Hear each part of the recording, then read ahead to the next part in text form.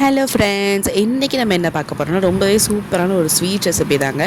இது வந்து நான் ரொம்ப நாளாக செய்யலாம், அப்புறம் செய்யலாம், இப்போ செய்யலாம் அப்படின்னு சொல்லி தள்ளி விட்டுட்டே இருந்தேன். ஏன்னா இது ரொம்ப கஷ்டம், இது நமக்கு வராது அப்படிலாம் நினச்சேன்.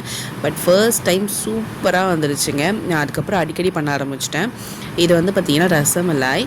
ஸோ இதை நான் சொல்கிற மெத்தடில் ட்ரை பண்ணி பார்த்தீங்கன்னா ரொம்பவே சூப்பராக வரும். எனக்கே வந்துருச்சுன்னா கண்டிப்பாக உங்களுக்கு வருங்க. அதுக்கு தான் நான் உங்களுக்கு சொல்கிறேன். இதை வந்து பார்த்திங்கன்னா இப்போது 1 லிட்டர் பால் எடுத்துக்கிட்டேன். அது நல்லா சூடானதுக்கப்புறமா 1 கப் அளவுக்கு தயிர் ஆட் பண்ணிக்கிட்டேன். தயிர் வந்து நல்ல சாஃப்ட்னஸ் கொடுக்கும், அது நல்லா ஸ்மூத்தாக அந்த பன்னீரை ரெடி பண்ணி கொண்டு வரும்.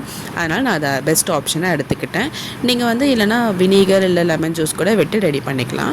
இப்போ இதை நல்லா மிக்ஸ் பண்ணி விட்டுட்டே இருந்தீங்கன்னா கொஞ்சம் நேரத்துக்கு அப்புறம் பார்த்திங்கன்னா தண்ணி தனியாக பன்னீர் தனியாக வந்துடும். அந்த டைமில் நம்ம இந்த பன்னீர்லாம் எடுத்து ஃபில்டர் பண்ணிக்கலாம். ஸோ இந்த தண்ணியை ஃபில்டர் பண்ணுறதுக்கு இன்னும் கொஞ்சம் நார்மல் வாட்டர் விட்டு ஃபில்டர் பண்ணால் ஈஸியாக வெளியில் வந்துடும். இப்போ இதில் இன்னும் கொஞ்சமே தண்ணி இருக்கும். அதை ஃபில்டர் பண்ணுறதுக்கு இந்த மாதிரி ஒரு துணியில் சேர்த்துட்டு நம்ம ஒரு வெயிட்டான பொருள் அது மேலே வச்சா சீக்கிரமாக அது ஃபில்டர் அவுட் ஆகி பொறுமையாக அது வெளியில் வரும். இப்போ பார்த்திங்கன்னா இதில் மெயினான விஷயம் என்னென்னு பார்த்தீங்கன்னா, இது ரொம்ப ட்ரை பண்ணிடக்கூடாது. அப்போ நம்மளால் பிசைஞ்சால் சாஃப்டாக வராது. அதனால் நம்ம வந்து இதை பார்த்து ஃபில்டர் பண்ணிக்கணும். அது ஃபில்டர் ஆகிறதுக்குள்ளே நம்ம ஒரு சூப்பரான பால் ரெடி பண்ணிக்கலாம். இது பார்த்திங்கன்னா 1/2 லிட்டர் பாலில் ஒரு மேஜிக் பவுடர் ஆட் பண்ணியிருக்கேன். இந்த பவுடர் வந்து ரொம்ப ஹெல்த்தியும் கூட. நீங்கள் வந்து நார்மலாக பால் குடிச்சிங்கன்னா அதுலேயும் ஆட் பண்ணி குடிக்கலாம், அவ்வளோ சூப்பரும் கூட. இதனுடைய ரெசிபி வந்து நான் ஆல்ரெடி போஸ்ட் பண்ணியிருக்கேன். இந்த வீடியோவில் நான் கண்டிப்பாக ஷேர் பண்ணுறேன். இது கூட அடுத்து பார்த்திங்கன்னா நான் வந்து கஸ்டர்ட் பவுடர் வந்து மில்கில் நல்லா கரைச்சி வச்சுருந்தேன், அதையும் ஆட் பண்ணிக்கிட்டேன். இது எதுக்குன்னு பார்த்திங்கன்னா நல்லா திக்னஸ் கொடுக்கும். அப்போ நல்லா சூப்பராக இருக்கும் சாப்பிட்றதுக்கு குடிக்கிறதுக்கும்.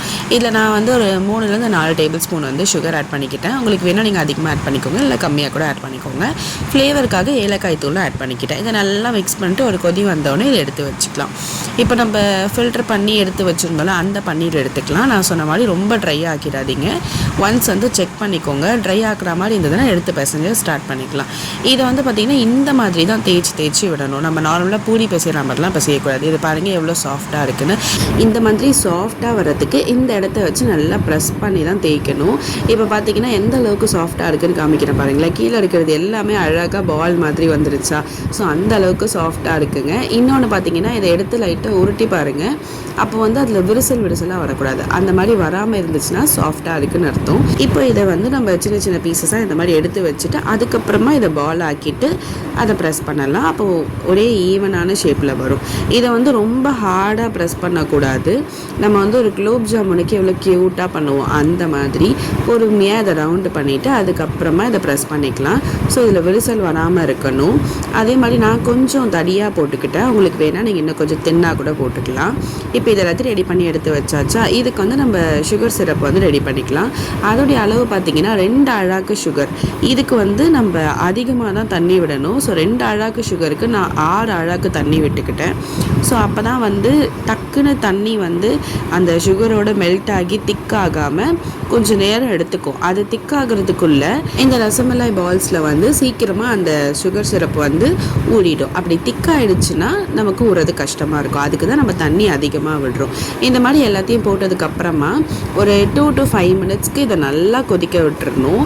அப்போ தான் வந்து சீக்கிரமாக அந்த தண்ணி வந்து இந்த ரசமலாய் பால்ஸ் இருக்குல்ல அதுக்குள்ளே வந்து சீக்கிரமாக ஊறும். இந்த அளவுக்கு நல்லாவே கொதிக்கணுங்க. அந்த மாதிரி கொதிச்சாதான் சூப்பராக வரும். ஆனால் உண்மையாக ஒரு விஷயம் சொல்லணும்னு பார்த்தீங்கன்னா கை ரொம்பவே வலிச்சுது இதை பிசையும் போது. பட் வந்து நான் தயிர் விட்டு பண்ணதுனால அதிகமாக பிசைகிற ஆப்ஷன் இல்லை. கொஞ்சம் சீக்கிரமாகவே வந்துருச்சு. இருந்தாலும் கை வலிக்கிற மாதிரி தான் இருந்தது. பட் இதை செஞ்சு முடித்து சாப்பிட்டு பார்த்ததுக்கப்புறமா இன்னொரு வாட்டி ட்ரை பண்ணலான்னு உடனே தோணுச்சுங்க. அவ்வளோ சூப்பராக இருந்தது. இப்போ நம்ம ரசமலாய் பால் வந்து ரெடி ஆகிடுச்சு. இது ரெடி ஆகிடுச்சுன்னு எப்படி கண்டுபிடிக்கிறதுன்னு பார்த்தீங்கன்னா டபுள் த சைஸ் ஆகிடும். அதுக்கப்புறம் இன்னொரு ஐடியா பார்த்தீங்கன்னா இந்த மாதிரி ஒரு நார்மல் வாட்டரில் ஒரு பீஸ் மட்டும் எடுத்து போட்டிங்கன்னா அந்த ஹீட் நல்லா போனதுக்கப்புறம் ப்ரெஸ் பண்ணிங்கன்னா ஜூஸியாக வரும். அப்போ அது நல்லா ஊறி சாஃப்டாக ஸ்பாஞ்சியாக இருக்குதுன்னு அர்த்தம். இப்போ இது நெக்ஸ்ட் ஒரு பாத்திரத்தில் நம்ம எடுத்துக்கலாம். நம்ம ரெடி பண்ணி வச்சுருந்தோம்ல அந்த ஸ்பெஷல் மில்கையும் அதில் ஆட் பண்ணிக்கலாம்.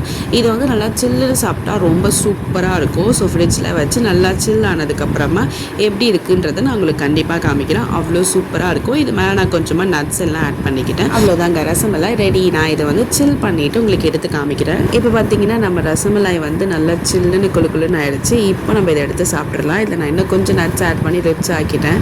இதில் வந்து பார்த்திங்கன்னா நான் ஒரு பீஸ் எடுத்து நான் கட் பண்ணி காமிக்கிறேன் பாருங்கள். எவ்வளோ சூப்பராக இருக்குது. நான் இத்தனைக்கும் தடியாக போட்டிருந்தேன். அதுவே எவ்வளோ ஸ்மூத்தாக கட் ஆகுதுன்னு. ஸோ நீங்களும் என்னுடைய மெத்தடில் ட்ரை பண்ணி பார்த்துட்டு எப்படி வந்துச்சுன்னு கமெண்ட் பண்ணுங்கள். அண்ட் லைக் பண்ணுங்கள், ஷேர் பண்ணுங்கள், சப்ஸ்கிரைப் பண்ணுங்கள். பாய்.